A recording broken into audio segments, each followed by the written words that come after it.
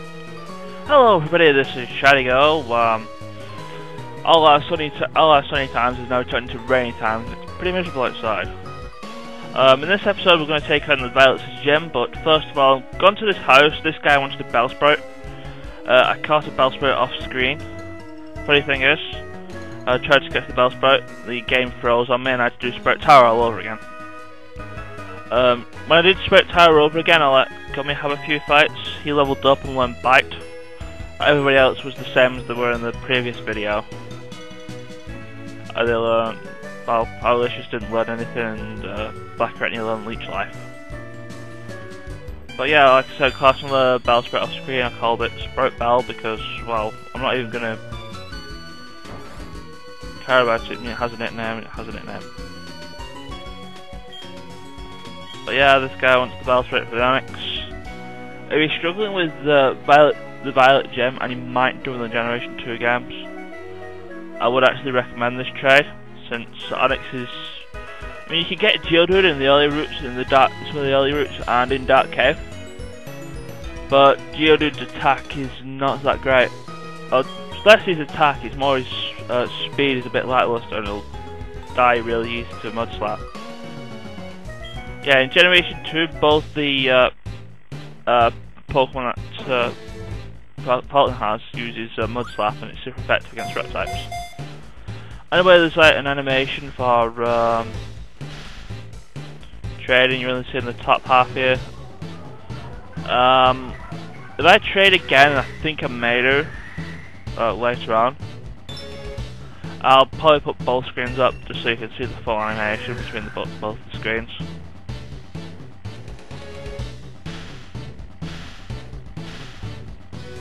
Though we traded Bellsprout for the next, it's a fairly decent trade. This Onyx has a berry which I believe I'll take off it eventually. Most Pokemon that you do trade with in the NPC trades will have an item. It's kind of jarring in Generation 4, the trade in Generation 4 later on, where you, I forget what you trade for it, but you trade for a Haunter. So you're thinking it's going to be a good trade so that you can get a Gengar, but the girl that's trading for it's a bloody troll and has it holding an Everstone so it doesn't actually evolve, which is pretty useless. I think I forget what Person Berries do. I think it cures confusion, but we're taking it anyway. But yeah, if you're having trouble with the Azalea Gem, train Onyx up to like level 12 or something, make sure it knows Rock Throw, and you can easily sweep the gem. And in this game you can easily catch him and trade to level 12 and just thundershot the place up. I think this is where I took the berry, I think. It's kind of why you're not really seeing much. And I don't really have very much to talk about. I mean, although I recorded this last week, I'm doing the commentary on the 31st of May. Apparently the Olympic torch is going around here later, so I might go out and see it in all its majesty, even though it's like dull and rainy. I think I'm also setting up my team here. Black Retina is going to be useless because flying type moves are going to kill it if it gets looked at funny. So yeah, this one's mainly going to be Owlicious and Gummy. Though in the gym fight, I do believe that Black Retina does something absolutely crucial. Anyway, now you've done Sprout Tower, this guy's left off the elevator and go here. The layout is the same in Gold and Silver, only the glass parts are missing, so you actually have to fight the trainers. And this generation you can just go straight to Falkner, but what's the point? You fight the trainers for some experience, and well, yeah, you're better off just doing that, because otherwise, if you just outright beat Falkner, you'll never get to fight those trainers, and well, yeah. This guy has a Spearow. I don't know where you can find Spearows. I don't think you can find Spearows yet, so yeah, he's been a cheating cat. But this eventually just turns into a pack fight. and Falkner the Error fight, but all I do is just keep using Pet because I have Stab. I could use Tackle, but yeah, lower accuracy. So I'm just going to keep using Pet. And hopefully Alicious will learn some more moves. Oh, he uses Fury Attack. Fury Attack can hit up to 5 times a turn, but it has low accuracy anyway. Leah lowers defense 1 stage.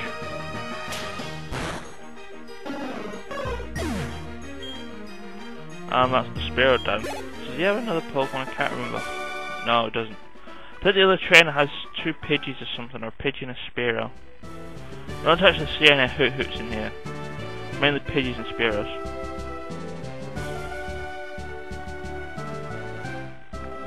So yeah, I'm kind of considering going through the glass tiles and challenging Falkner outright, but nah, I'll go and check the other guy. I think I switched to using Gummy for this fight just so we can get some experience and maybe show Biter. Bite is a dark attack now as opposed to it being a normal type attack in Generation 1. But it still has all its other effects. It's a damage dealing move, it's physical, and it has I think it's a 10% chance of causing flinch, which stops the other Pokemon from attacking. There's Bite. There's actually a better version of Bite. Oh, this guy's he likes using Sand Attack. I kind of negated defense this thing later because I goes in and uses Alicious. Haha! My Alicious has Keen Eye, so it can't do jack. But yeah, there's a better variation of Bite called Crunch, and while it doesn't flinch, I think it lowers special defense 1 stage instead, and it has more power. And I think Gummy actually learns it in this generation. It doesn't actually learn it in Generation 2. It does learn it in Generation 4. But yeah, figured out his strategy and just went, ha, Alicious has Keen Eye. Screw you and your Sand Attack. Not that Sand Attack should work because they changed it to a ground move in this game, in this Generation 1. In Generation 2 anyway, it's turned to a ground move. And technically ground moves should not actually work on flyers, but anything that causes status effects does its effect regardless of immunities. But yeah, he's dead, and now we come up to Falkner. With every gym leader, it's best practice to save before you fight the gym leader in case you lose, because you don't really want to lose half your money when you die. Strategy here, I don't think I actually changed my strategy here, I just go for it. Actually, I was more umming and ahhing about healing, going back to the Pokemon Center and healing, so instead I just heal up. Who do I heal up? I can't remember what. Did I actually heal anybody up? I can't remember what I do in videos, this is why I don't like doing post commentary. Because I'm wondering what am I doing, why am I doing it, and I don't even think I healed anybody. Oh well, doing it anyway. I'd have pressed the wrong button. It's pretty great. Still struggling with the buttons. So yeah, this is Falkner. He complains about electric Pokemon. Most people who use flying types tend to, but yeah. But then there's also rock and ice that could do similar jobs.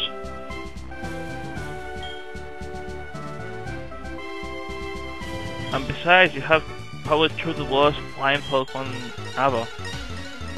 He's also got the he also has the notoriously for having the lowest level Pokemon of any gym leader. He has two Pokemon, a Pidgey and a Pidgeotto, level 9 and level 12 respectively. This Pidgey, all this Pidgey knows is Tackle and Sand Attack. So, Alicious may be a good idea.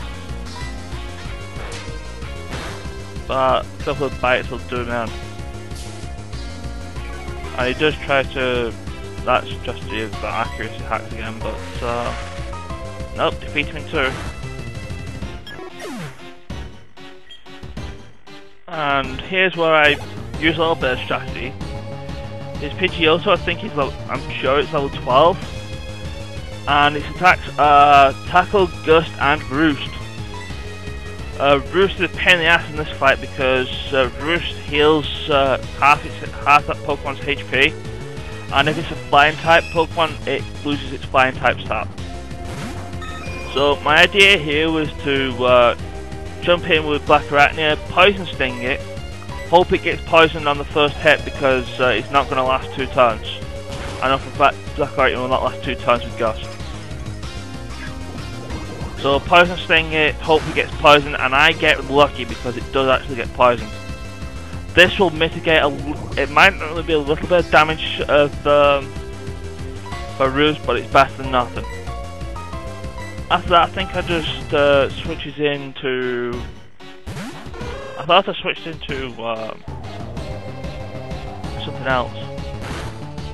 Also, in this generation, Gust can hurt you if you use Fly for double the damage. I know later on I actually switch into my HM Slave just so it can take a hit. Mainly because I will actually tough to crit that. This Pidgeotto strategy is when it gets to about half health, it's just gonna spam nothing but Roost. I feel when it gets to red, yellow, when it gets to red, but yeah, I think it's about now. It spams Roost a lot. Fortunately, this thing does not know Sand Attack, so yeah.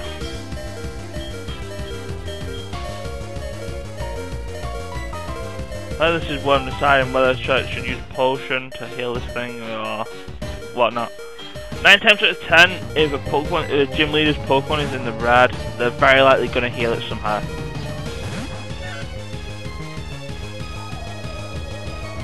Not in this case. I think he was trying to go for the kill there. I mean, it did get the kill in Sandtrap, but I don't really care. I think now I send Gummy out hoping it'll outspeed the Pidgeotto and kill it. But that does not happen. Gummy is slow as molasses and it starts swallowing Roost.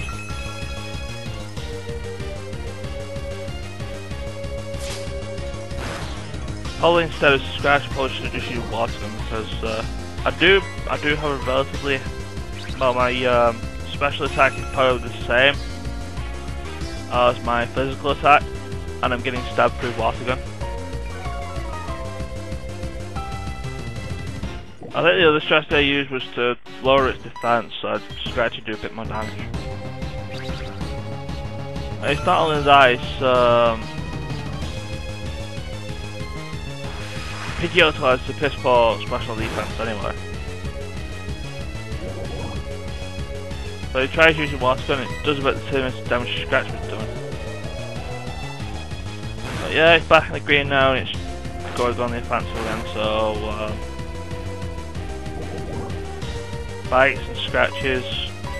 And I believe no I don't. It uses Roost again, like Douche Nozzle.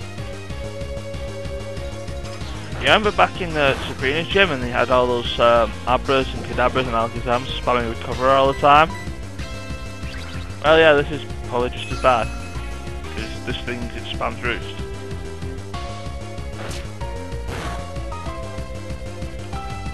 This is definitely a pure flying type. Using Roost turns into like the question mark type in this generation. I would know since there's only one pure flying type and that was introduced in Generation 5 and they took the question mark guy out, type out in that game because they changed Curse was that type and they changed it to Ghost type. But yeah, no electricity, no rocks. And I beat Falkner. Instead of Roost and Sand Attack, replace those moves with Mud Slap and you pretty much get his Generation 2 moveset. Also his levels are a little bit lower. But yeah, he complains about his Pokemon getting the dads and get the Zephyr badge, which lets you use Rock Smash out of battle and lets you use any traded Pokemon up to level 20. and this TM is Roost. I could use it on Owlicious, but Owlicious actually learns this move at a later level anyway. So once we get out of this gym, something's actually going to happen. We actually get to actually talk to this guy. If you talk to this guy normally before you enter the gym, he actually gives you some tips on how to defeat the gym leader. But when we get outside, we actually get a phone call from Professor Elm saying, oh yeah, this egg, we want you to look after this egg and show us what happens when it hatches, basically. Also, I think I got enough money sent to my mother that she actually bought me an item. And she didn't actually phone me about it. Normally when she does this, she does actually phone about it. So, yeah, that's just FYI. So yeah, you have to go to the Pokemon, it'll be in there, and yeah. First I want to heal up, and I'm going to dump some Pokemon in the box, since I'm probably not going to need them. Probably not going to need... I don't even really need Sentret until I get cut, and... well, I don't get cut until after I beat... I'm probably not going to get cut until I beat the second gem. So, yeah, I think Sentret's just there just to take a hit. Really, to be honest. What I'm gonna be doing with the Sentret is I'm going to actually train it and evolve it into a Forit, because Forit knows can learn a few more HMs that are going to be useful later on. So yeah, I'm doing box moving. I really should show this off when I'm doing a double screen video, because yeah, a lot of the stuff in HeartGold and Soul Silver, which is kind of what I like for the box system in HeartGold and Soul Silver, is that it was all touchscreen based and it was relatively easy to use. I mean, they dumped it in Generation 5, and it's kind of similar to how they did it in Generation 4 and the original Generation 4 games. Which, don't know why they did that. I personally thought doing everything on the touchscreen was far better. So yeah, Bellsprout I think I put in the box. I put Rocky in the box as well. I mean, I was originally going to use Bellsprout as my temporary HM slave, and then I saw Sentret thinking it might have pickup. Also, one thing I didn't do is that at the south of the map we have to go next, I didn't actually pick up the yellow apricot. I'll go and pick it up again. But yeah, there's a guy here. I thought that was actually the aid that gave you the egg, but this is the guy who gives you stuff from your mother. If you see a guy that's in green instead of orange, then that is a guy who has a mystery gift item for you if you've gone to a Nintendo event or you've downloaded it from the Nintendo Wi-Fi. In future games, he appears in the 5th generation. He appears near the, well, since the shop and the Pokemon Center are one and the same, he appears in there instead. But yeah, we have this egg. This is the reason why I kind of empty my team out, because with eggs you have to actually have them in your team. So we're going to taking up space until it hatches. And you can actually check on how well it's going by going on the Pokemon screen and checking its stats out. Which I think that's what I'd do next. Well, I should explain eggs. Aside from taking up space in your Pokemon team, oh yeah, this Kimono Girl shows up. Sometimes Kimono Girls show up when you do something past the plot and saying stuff. Oh, I'm just tripping over my own voice today. We meet most of the Kimono Girls in Equatic City later on. So, yeah. Eggs. You have to walk around with them and eventually they hatch. You can check on how they hatch by checking the Pokemon stats screen for it. And, well, this egg's nowhere near hatching, but if you look at it and it says it's making sounds, it's going to hatch soon. Or then it's going to hatch really quickly. Pokemon there's a couple of abilities that help with egg hatching. I think one of them's Flame Body, and I can't remember the other one for the life of me. So if you're breeding Pokemon for stuff, have a Pokemon with Flame Body around. Here's where I got this. I thought I got it when I was off screen, didn't. I don't think I actually went down here. But yeah, we're almost near the end of the video. We can actually progress down Route 32 now, just so you know. I think the next video is probably going to be exploring the Ruins Valve, which is going to be a dual screen video.